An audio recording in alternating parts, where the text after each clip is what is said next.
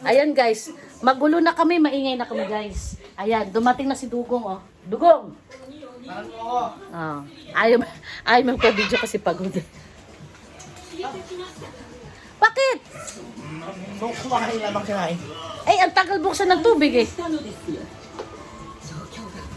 Ayan guys. Eto guys, tignan mo ha. Magbabakasyon ako dito magpapahinga pa.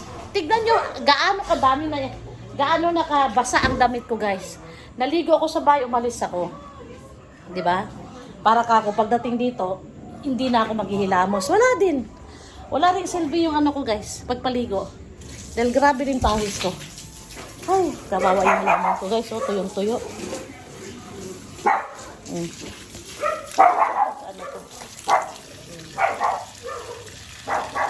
Pero, buti hindi pa namatay. Buhay pa naman. Ayan. Ito dito namatay kasi naarawan to eh. Ito mga to.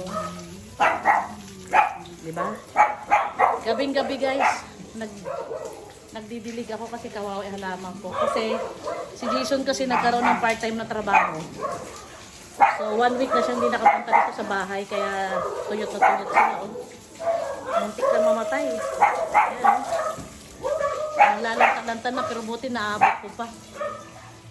Ayan. So pag hindi pa namin pinuntahan ngayon guys, wala na. 2 weeks na naman sila nang hindi napuntahan. 2 weeks na naman sila hindi nadiligan. Ayan. Ayan. Dati, itong garahe ko to guys, punong-puno ng halaman to. Ngayon, wala na. Iilan-ilan lang na natira, pero at least may buhay pa din. Diba? Kaysa namatay naman lahat. Ayan. Bukas ulit guys, kita tayo sa pagdidilig ko. Bye!